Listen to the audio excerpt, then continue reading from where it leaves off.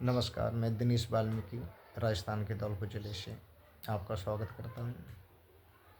आज का जो हमारा विषय बिंदु है, जिस पे मैं अपने विचारों को आपके समक्ष रखूँगा, उन विचारों का जो मुख्य विषय है वो है भारतीय राजनीति में और भारतीय समाज में जातिवाद का कुप्रभाव।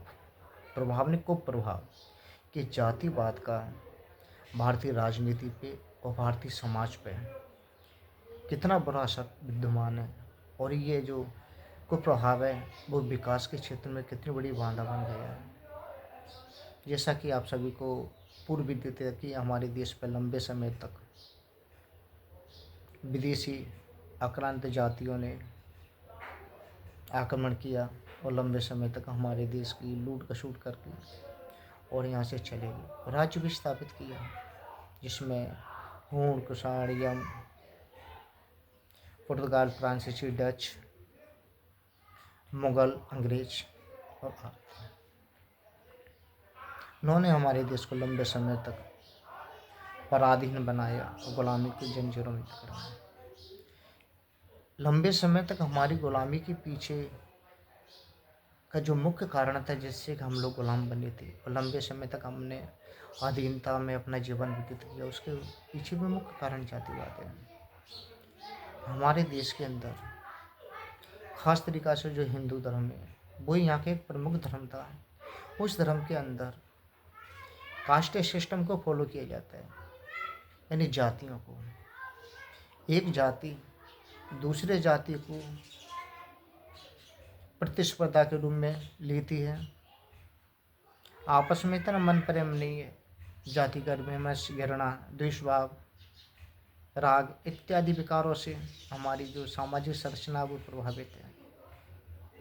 यही कारण है कि हम लोग सभी एकता के सूत्र में ना बनते हुए इन लोगों का सामना नहीं कर पाए और लंबे समय तक हमने गुलामी की दास्तापूर्ण जीवन को व्यतीत किया है। वर्तमान परिवेश में यदि हम देखें तो जातिवाद का बहुत बड़ा प्रभाव पड़ रहा है।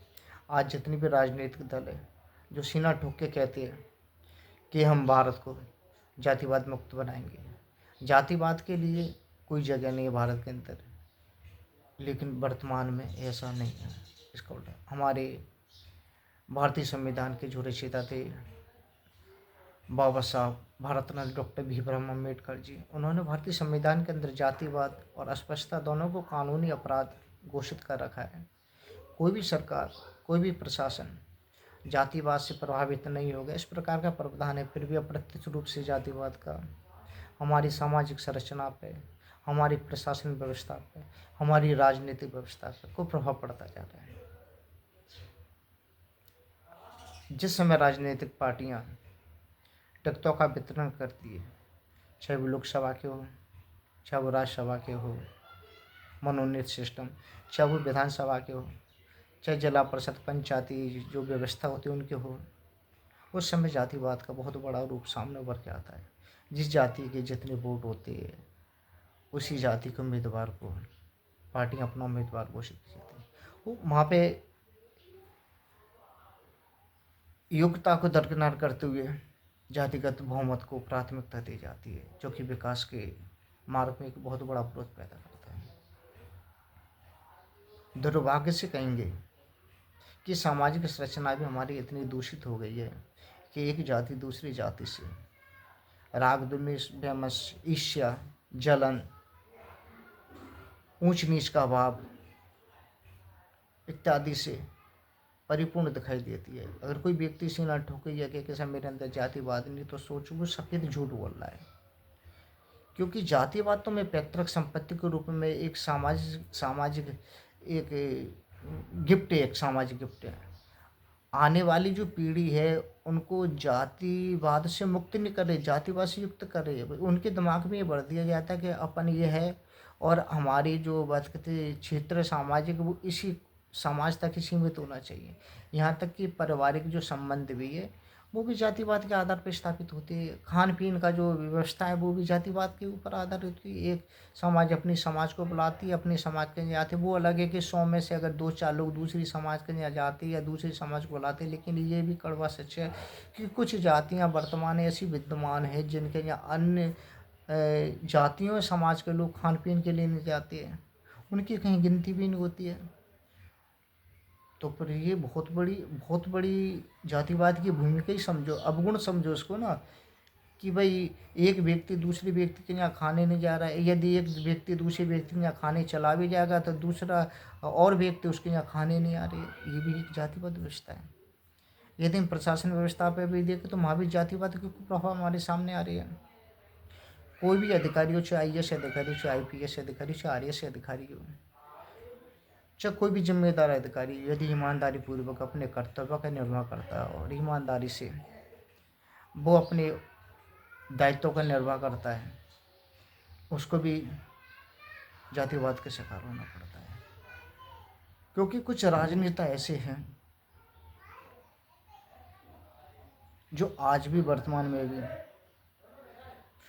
चाहते हुए भी जातिवाद से समाज को मुक्ति नहीं बना पा रहे हैं। ऐसी बात नहीं कि उन्होंने कोशिश नहीं की, वो कोशिश करे कि भाई जातिवाद खत्म होना चाहिए, जातिवाद हमारे विकास के क्षेत्र में बहुत बड़ी बाधा है, लेकिन उनकी कोशिश खराब ही जा रही है। जब तक कि हम सामाजिक स्तर पर आने वाली पीढ़ी में जातिवाद के भाव को पूर्णतः खत्म करने का प्रयास नहीं करेंगे, जब तक हमारा देश जातिवादी जो दीमक है उसका शिकार होता रहेगा। इसलिए ऐसी बात नहीं, जो पढ़े लिखे लोग हैं, अच्छे लोग हैं, वो आज भी अंतर्जातीय विवाह को मान्यता दे रहे हैं। लेकिन हमारे भारत की जो संख्या है, जो सबसे ज़्यादा संख्या ग्रामीण क्षेत्र की, आज भी हमारे ग्रामीण क्षेत्र में अंतर्जातीय विवाह को प्राथमिकता नहीं दी जा रही, जब सरकार निरंतर प्रोत्साहन राशि भी दे रही जातिवाद के लिए कि भाई जातिवाद को मुक्त होना चाहिए। लेकिन ये कड़वा सच है कि जातिवाद का बड़ा कुप्रभाव पड़ रहा है, समाज पर तो बहुत ही ज़्यादा पड़ रहा है। इसलिए निरंतर हमें प्रयास करना चाहिए कि हम अपने परिवार के अंदर ये जो जातिवादी जो बॉर्डर है, जो सीमा है, उसका पूर्ण रूप से खात्मा करें। धन्यवाद।